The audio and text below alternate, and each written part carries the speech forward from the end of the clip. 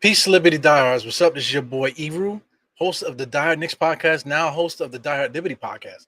So we're gonna get this popping, man. This is really like the first video outside of the game, calling the games and stuff like that for the playoffs. This is the first actually breakdown about anything having to do with the Liberty, man. So for those that are just popping in, new to the channel, man, please subscribe if you like what's going on here.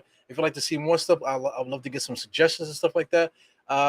Just hit me up in the comments and things of that nature, and we can get this thing popping, man. This channel will be evolving and things of that nature. You're gonna see different things change on the screen, different other things happening. We'll see what happens, guests and things of that nature. But without further ado, man, let's get into the season review. And I don't have an intro set up yet, but we're just gonna do it like this. Put some music on and play the video.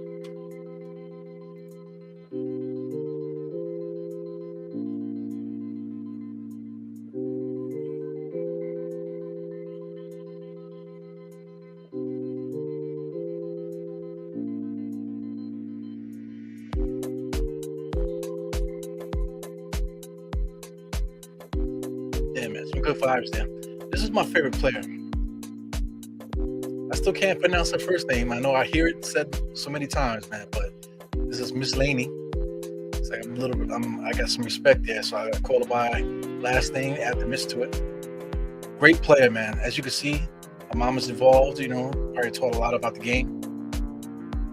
That's good vibes there, man. I really enjoyed the way she played. Very hardcore player, tough.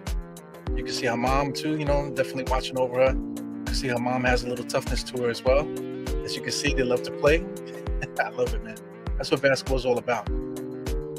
Yeah, man. So that's what gave birth to this podcast, man. I just want to I want everyone to experience what I experienced, man. If you love basketball, then it shouldn't be a problem to celebrate the New York Liberty, man. So let's do that. Cut the music. Let's do that, man. Let's celebrate the Liberty. I know there's a lot of people on here that might be interested in the Liberty, and this might be your first intro into watching the Liberty. Let's get into it, man. I'm gonna be looking over to my left here because I have another screen here. I have it way up there because that's how I got things set up for now. But let's just get into it, man. For those that don't really know, the New York Knicks do not own the Liberty anymore. So they actually do play at the Barclays Center. People do know that. But this is the owner. This is the owner of the Liberty. He's the owner of the Nets right now, and he also owns. He's like a majority owner of the Liberty. You know what I'm saying? So it's great that they're over there because it makes more sense for them because in the Garden when it was playing when it was under the Knicks umbrella, it was playing in Westchester and this that and the other stuff. Westchester is so far up there. It's hard for people to get to games for one. And also too, the Emily's not living with it. Because the salaries don't match. These girls don't make millions of dollars. So it's kind of difficult. Kind of almost hard to trips or something. I could be wrong. I would like to get some feedback from the ladies. That's just the trip, especially for fans. It was kind of hardship. They played in the Garden, it was good for fans because we could get to the game. But the ladies, on the other hand, the practice facility was in Westchester. So they had to travel from Westchester all the way to the Garden. That's a hardship in itself. So just logistically, it just didn't work. So I'm glad that the Nets stepped in and took over. Took over the franchise, brought them over to the Barclays Center because it makes so much more sense. The Barclays Center has their own practice facility. So I think ladies, some of them, they live nearby. They can actually just walk to the practice facility, which is incredible. So it kind of reminds me of what we used to go to back in the days. Whatever, anything. And that's the this is like still 20 years.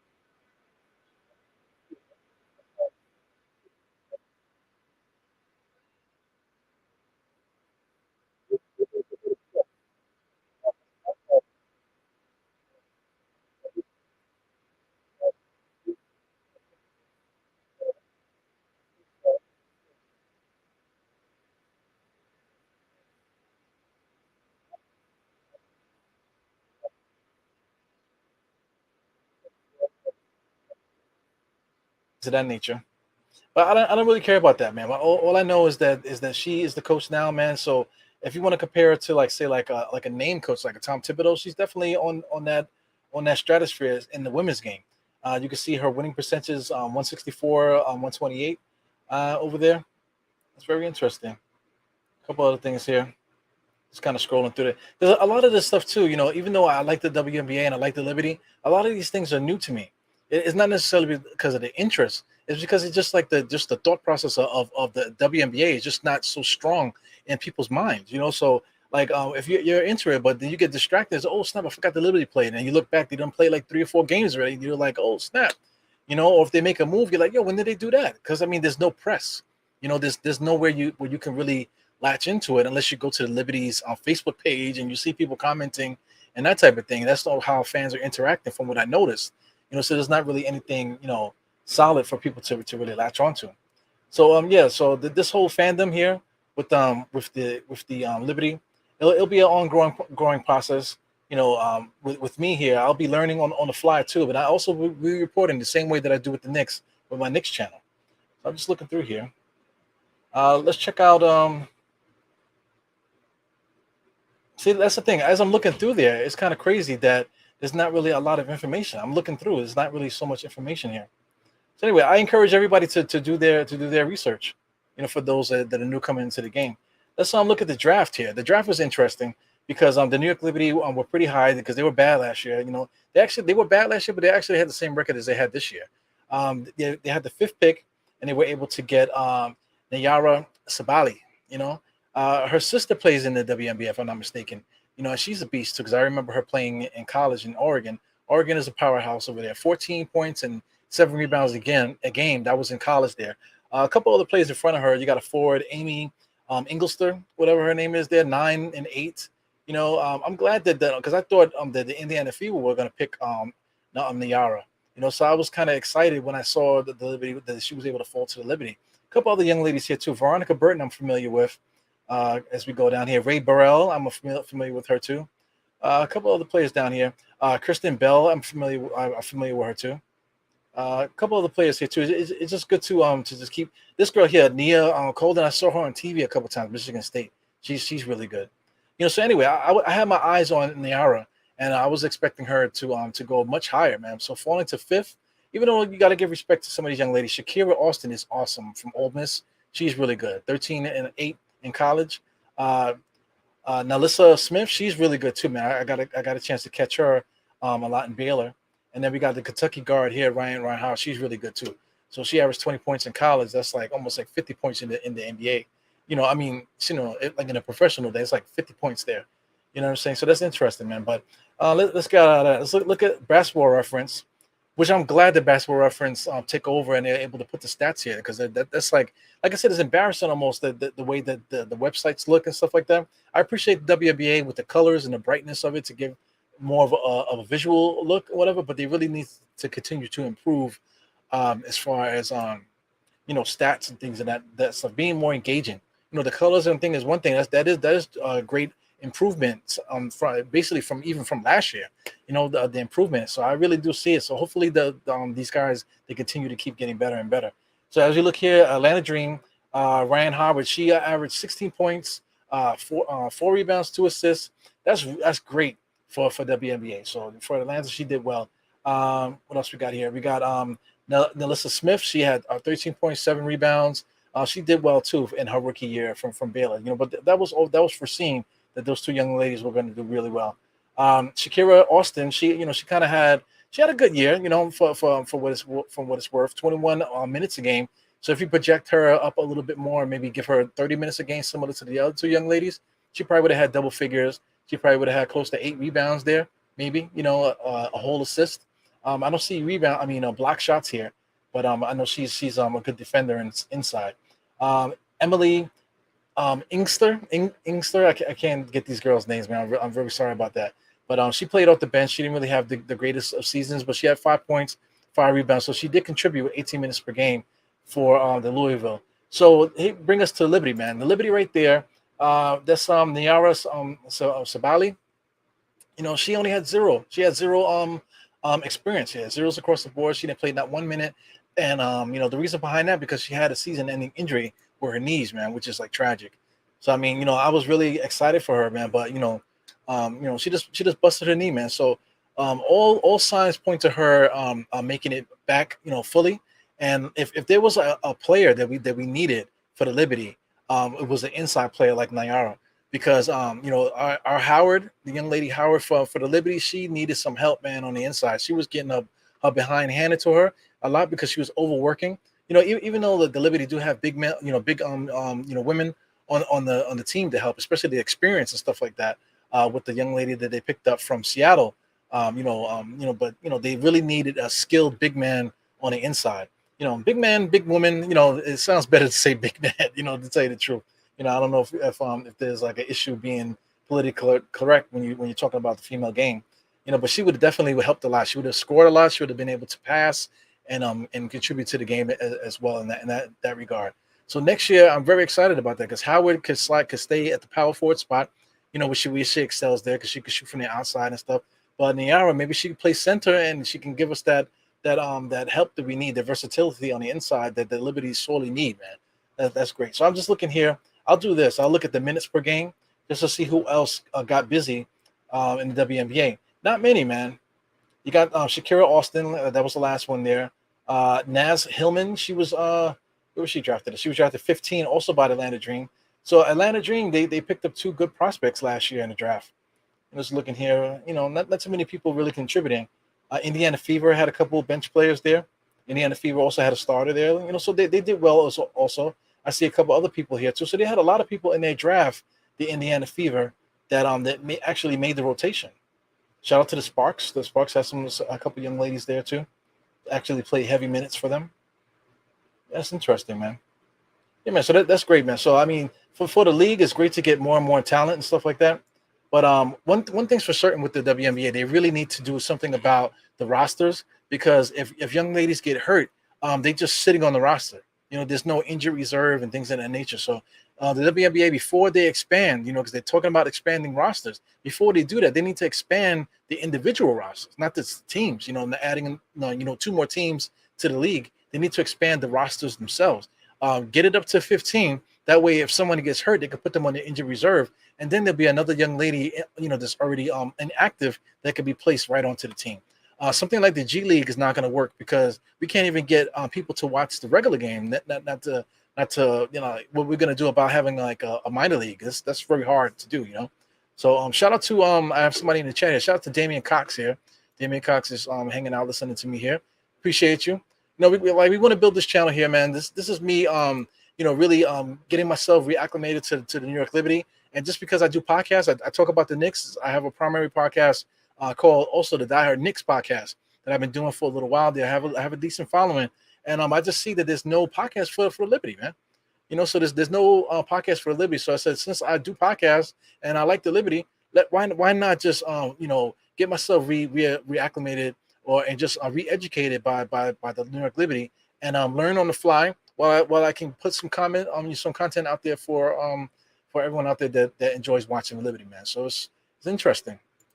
So here you have a little comment here. It says, how about expand the roster up to 13 or 14 players? Because you're right about the roster. Yeah, it's absolutely right. Get it up to 13. I would like to see 15 because the NBA has 15. Two players are designated as G League players. But like I said, the WNBA doesn't have a G League system. So allow these young ladies to at least be practice players, that type of thing. 15 young lady roster would be the best thing for the league, in my opinion. Because then let the league do that for a season. Let that get acclimated. Let them get used to it. Let the general managers get used to it. Maybe have a next season, maybe 2 seasons with that, and maybe tweak something along those lines. And then maybe in 2 years, then you could think about expansion because now you strengthen every WNBA roster, by giving them the ability to substitute injuries and things of that nature. Because like women are different than men. Like women have babies and stuff like that. They also play overseas, so sometimes they're not eligible to come back to the WNBA until the season is finished overseas. Or like I said, they're recovering from having a child or something like that. So there's a lot of little intricate, intricate, whatever you know what I'm trying to say. Things that happen out there that's very unique to the women's game, man. So Anyway, for those that want to know, I'm half on Puerto Rican, so that's why I can't get certain things, certain words out. But anyway, I'm having fun here, man. So I hope you guys are having fun too, following along here. But it's interesting. Let's take a look at a young a young Nyala here. This is her here. Very beautiful woman, man. Let me get a little arch here. She's a very attractive woman. You know, that I think that's very important too. The thing with the makeup and stuff like that is one thing. You know that they try to do, like every time they show women and they try to whatever, they try to show them with the outfits on and the makeup and like that. They try to glam them up to like to do like to have that kind of campaign. But you know they really need to do a better job with just promoting the sport itself, getting people more into just watching the game. Because I mean, it's one thing to promote like the beauty and empowerment and stuff like that, but let's talk about the game. They really need to get back into the game and stuff because I guess they want to have positive images for the young ladies to come up on. But I said there's nothing more powerful than seeing the women colliding on the basketball court. You know, so they really need to focus a lot on that. You know, because like the physical stuff with like the beauty and stuff like that, that's like really like a lot of jerks that they always like bash the WNBA and stuff like that. They use that as fuel to belittle the league and stuff. So it's little intricate things, man. But you can play psychology a little bit with the people out there and really promote the game, like I said, more than the fashion and stuff like that. So I'll talk about that, you know, as I go along here. So I'm gonna look at the roster here. Like I said, let's look at the previous season. Previous season in 2021, they were 12 and 20. Okay, so it was a little bit different. 12 and 20, you know, so they weren't good. That's why they were the fifth seed. This year, you know, they were 16 and 20. So it's basically the same thing there. So, you know, the Liberty didn't really make much change, you know, but they did make the playoffs due to the way that the rosters are set, the way that the league is set. You know, they still was able to get into the playoff range.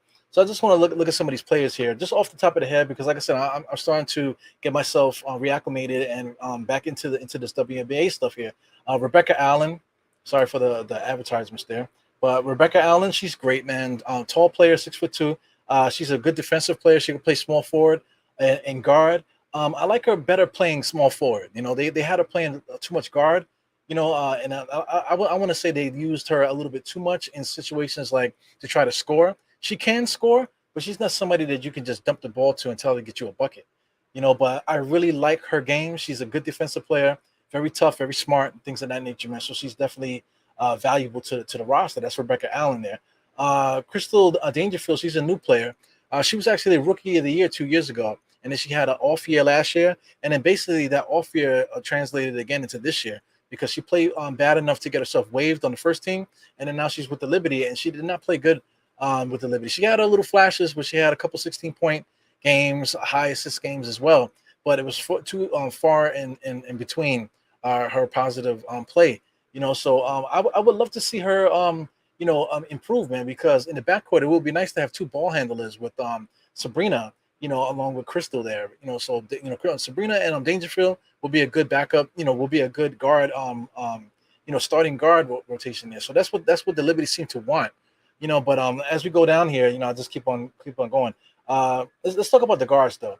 I really like Marine Johanna. She's like one of my favorite players on the roster too. She's from France. You know, she's a dead eye shooter, man. An incredible international player playing for the France team. She's really good, man. If we can keep somebody, I would love to keep her. You know, definitely Rebecca Allen I like as well. I would love to keep Johannes, man. She's one of my favorite players on the team. Laney, like I said, Laney is absolutely my favorite player on the team. She's my favorite player, and I can't pronounce her first name. Ain't that something?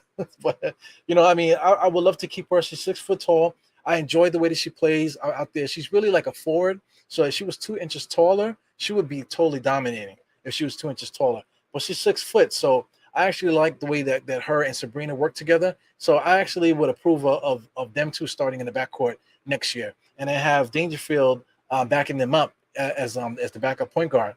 And we'll just see how that goes. You know, Dangerfield is capable of so much more, but Laney is fantastic, man. I freaking love the way she plays. She's a great basketball player. Dee Dee Richards is another one. She's 6'2". They have her playing point guard. I know last year they had her playing point guard. This year they had her playing point guard too, but this year she didn't get as much minutes as she had in the past. So it showed in the playoffs. When the playoffs happened, this is Didi here. When the playoffs happened, you could see that she was getting crampy. Like she was getting the symptoms as if like you haven't played. Like you haven't played in a long time. You get out there and your legs are all busted and stuff like that. So just watching her and a couple other young ladies that I'll mention too, they like Willoughby, they just didn't have their legs underneath them, and I think that's unfortunate. And also to a developing young player there, Brittany. She was born in 1999, so she's only like 23, whatever. So she's pretty young, especially for the WNBA because the younger ladies usually come straight out of college, 4 years in college and stuff. So she's pretty young to professional sports here, but I would like to see her play more forward, man. I think that's where she'll get she'll get like her bread and butter, or she'll get her like her big time role in the WNBA. Because I mean, 6'2", that alone right there puts her right in the same ilk as a Rebecca Allen. I like her personality. She has a great personality. She's beautiful as well.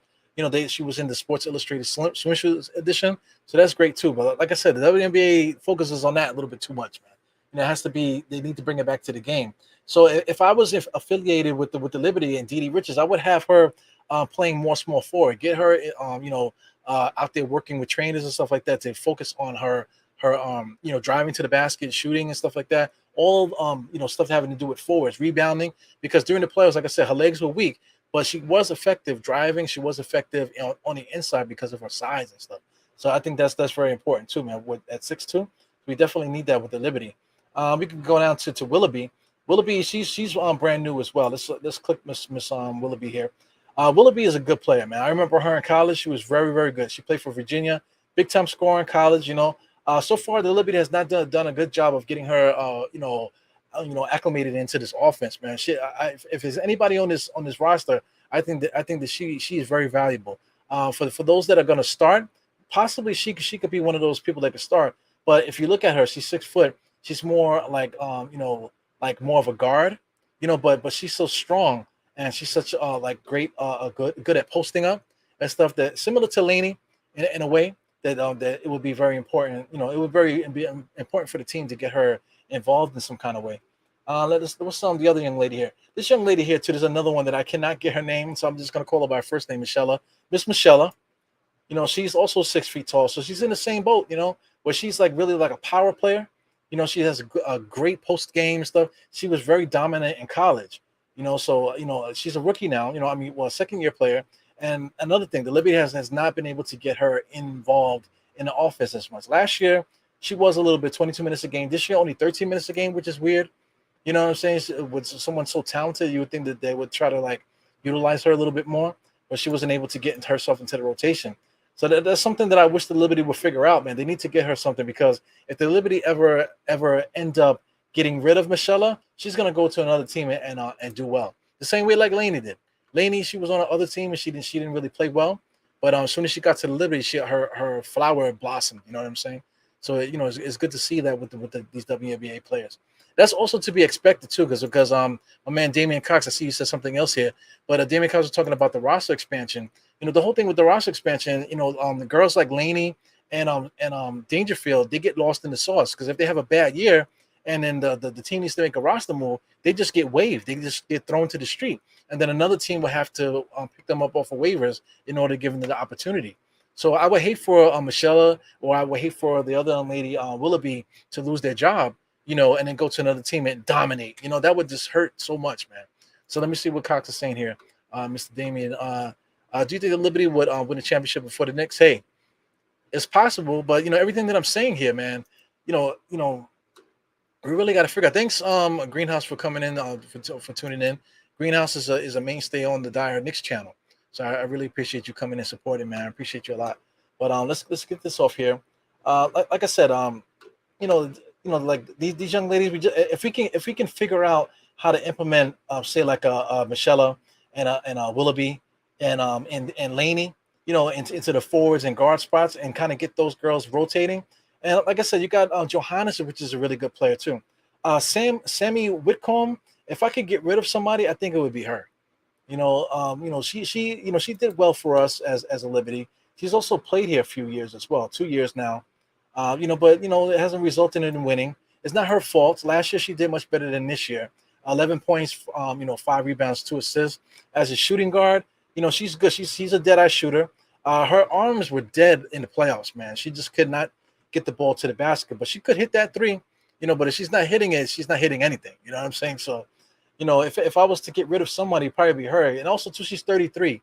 So she's at that age too where it might be time to to look elsewhere.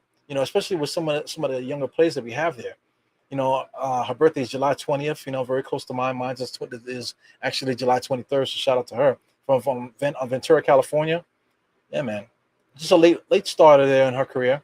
So at 33 years old, I really think the Liberty needs to go elsewhere. No, not to Whitcomb. If we can keep her around in some kind of capacity, maybe as a coach or something like that, that'd be great. But we kind of need to give these young ladies a shot.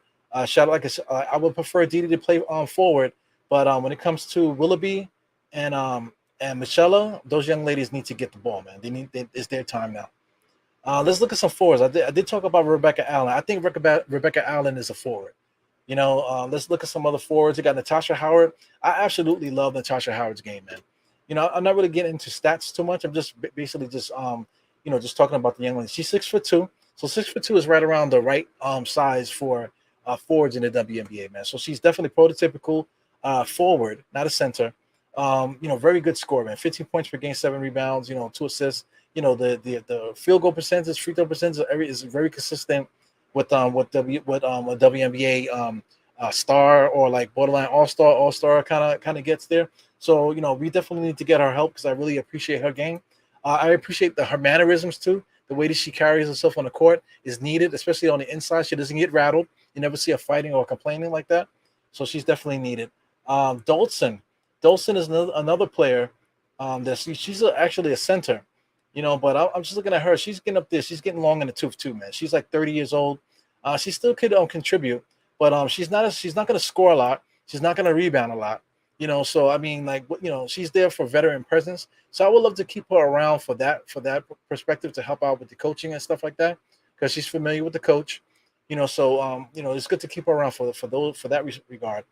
We really need to upgrade that. I'm hoping that rookie really does something for us, because if she can get healthy, then that would be a big plus for the Liberty. Shout out to Han, that's Hanzu.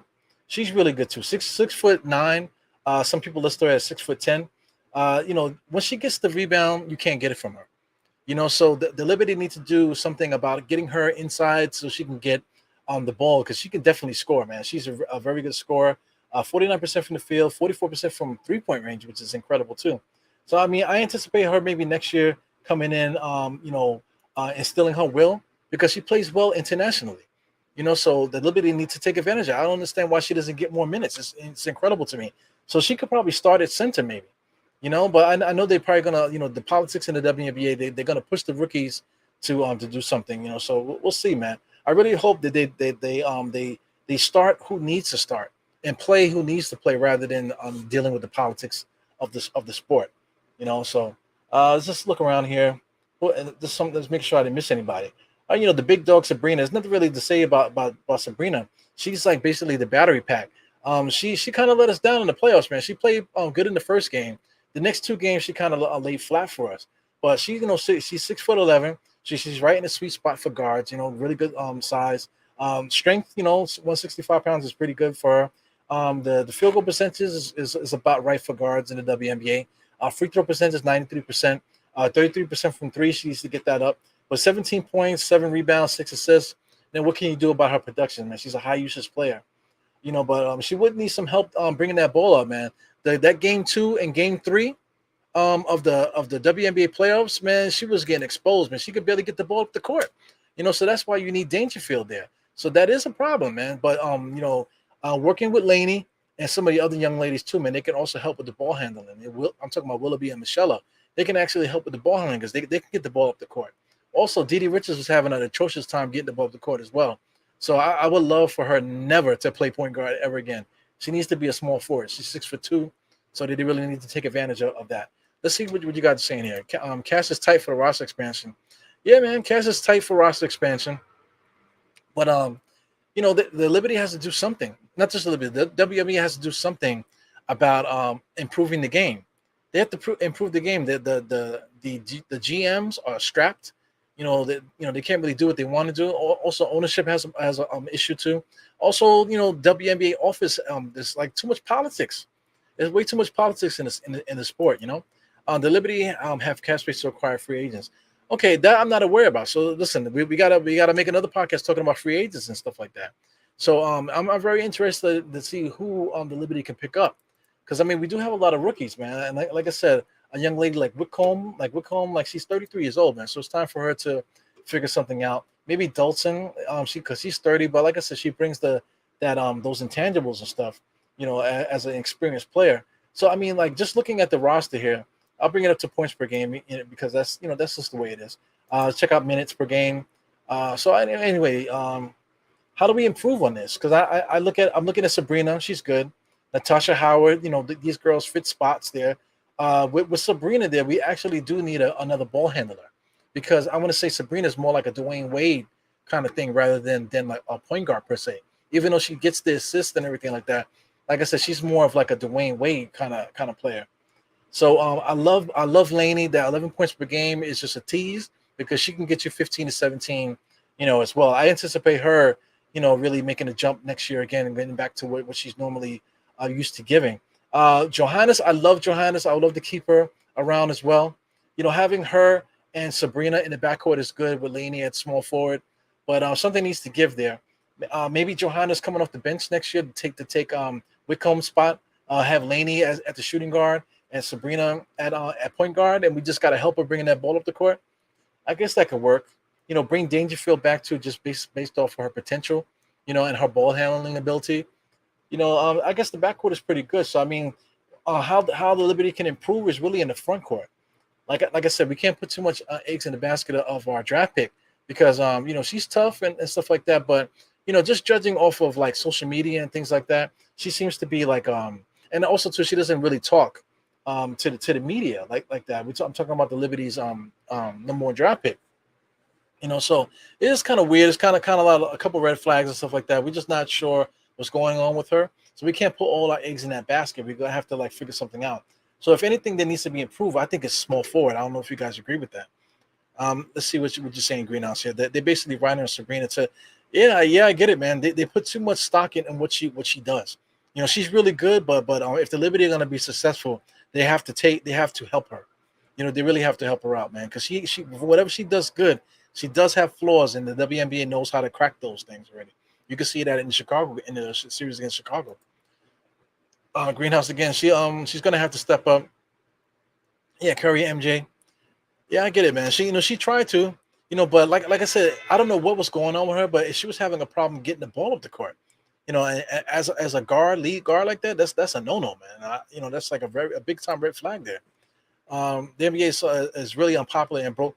Yeah, for the first 23. Yep. Yeah, man. It's a big problem. But like I said, see, as you guys know, I'm a male, heterosexual, whatever. So I know my peers. Guys are just more focused on, clowning the women about the way they look and this, that, and the other, and how unathletic they are and stuff like this. It's a big joke. So I mean, like the main thing they need to do, aside from like I said, the women's empowerment thing to make them look like queens and this, that, and the other, that's fantastic. But they have to bring it back to the game. Show the skill out there. Show the skill, and just show everybody that these girls can play. Them being involved in the men's all-star game and stuff like that is nice, for the visual and stuff like that. But do a better job of advertising and really putting it out there for everyone to see them. Because I mean, it's a good game. If you enjoy basketball, then it shouldn't be a problem to follow like the women's game. I just don't get it. To me, I just don't get it. I've been a big time fan of Liberty for the longest time. But just gradually always looking inside and out. From time to time. Because like I said, you forget about them just for the simple fact that it's visually not there. The game itself is not visually there. You know what I'm saying? Johannes is another playmaker that needs to stay with the Liberty. Yeah, if anything, like right now, she's definitely one of the fixtures of what we do here. So the Liberty has to do a better job of figuring out what works and what doesn't. So I mean, just putting the points per game up there. I have it judged by the minutes per game. So this is your team right here. You got Sabrina, you got Howard, you got Laney, you got Johannes. Dolson is good. Dawson is good. We can keep her. Like I said, Dangerfield is good to have off the bench because of her potential. I don't know if she's ever going to do anything with that. It remains to be seen. I like Rebecca Allen. She could stay. Wickham should probably go. Hanzu, she's an asset, man. I would love to see what she can do. And then there's also these three young ladies here at the end here. You got Michelle, you got Dee Dee, and Jocelyn Willoughby. Those are the X factors there, man. So if we can get something out of those players, that could be incredible. They all play the same position, really. Willoughby and Michelle, they're both 6 feet tall, but they're post players. And then Dee Dee is 6 foot 2. So that's the battle between those three young ladies. If they can be something between those three, then we can add that to the mix. Maybe make a change somewhere. Maybe Rebecca Allen or something like that. I'm really not too sure. But I think the answer has something to do with that small forward spot. If we could figure that out with that group of girls there, then we'll be doing well there. Shout out to Asia Durr.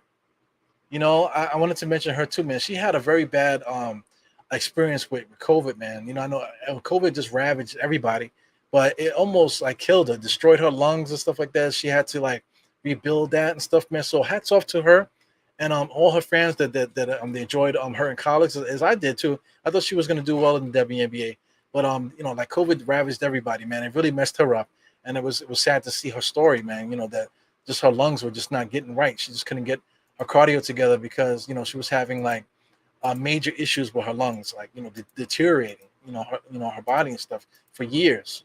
So it's crazy, man. So this is the answer here between these girls here. I would like to keep all three of them too. But we'll see what happens. We're gonna have another draft coming up. So as time goes on, like I said, this channel will get much better, and hopefully we'll get more interaction in the chat and stuff. And like I said, if anybody has any suggestions and stuff like that, like I said, the background right now is digital. I'm gonna be working with that. A couple other stuff too, having to do with overlays and also gear too. I need some Liberty gear. I gotta hook that up. And then we can get that together, and then we can just keep improving this channel. Here goes Greenhouse again. Shout out to Greenhouse. Thank you very much, man. I appreciate you. You already know. WNBA needs highlights to support end time, and it doesn't have to be from dunk. Yeah, that's another thing too. With the men's game, people say, "Oh yeah, but they don't dunk. They're not athletic. They don't do it." But I mean, like, are you in it for that? Are you in it because that seems like a personal issue? Because dunking and stuff like that, when you go to the YMCA, everybody's not dunking, or you're only showing up if guys are going to dunk. It's just weird. You go to the park, you're playing one-on-one and stuff like that. It's the basic of basketball, moving without the ball, screens and running actual basketball plays and stuff like that to get buckets and stuff. It's a beautiful game to watch. Aside from everybody could jump and everybody could do this and the other, it's so boring. The men's game is boring, just 3-point shots and dunks. Come on, man. In the women's game, there's a lot of physicality, a lot of plays being called, stuff that I forgot, because just watching the men's game, we just don't run plays like that. So, but the women's game, they need to run these backdoor plays and these screens and these cuts to the basket just to manufacture points and stuff. And it's fun to watch because then you really can play the chess game, with basketball. So it's very interesting. Really instill when you talk about instilling will on another team, the women's game really has that. So you're talking about Easy Talbot, Azura Stevens, Brian. Okay, will help defensively. Brianna Stewart. Yeah, we'll see. We'll see how it goes. As time goes on. I will devote a draft podcast. So right after this, right now I just did like a little season review here. And the players and stuff like that. What's next for the channel? I think I'm gonna highlight certain people. Like I really like certain young ladies. So I think I'm really gonna break down the guards in depth, maybe the forwards in depth, the centers in depth for thing. I'll just put out similar content like that as time goes on, man. So please subscribe for those that find this channel after the fact. Please subscribe and give suggestions and anything like that. And let's see if we can make this channel grow or possibly help other people create channels as well. So we can get the community popping for the Liberty fans out there. So anyway, thank you Greenhouse for popping in. Thank you Damian Cox also. I appreciate you guys for popping in here because like I said, I'm an expert with when it comes to the Knicks and NBA basketball as well. But I do love the WNBA. I do love the way the game is. I love the Liberty. You know what I'm saying? It's, so I'm developing my diehard skin for this team again. get my weight up as far as knowledge and stuff like that. So I know a lot of other people too that are not really into these type of things. Or the scene of Liberty podcast is kind of bugged out. So we can have this experience together, get better as a fan base, and teach each other and pull us in, and make everything better and enjoyable, man. So anyway, thanks for tuning in. Chat Greenhouse and Damian Cox, and I'll see you guys next time, man. So Eru's out, 4 fingers to the forehead, tuck of the thumb, salute, and I'll see you guys later. Peace.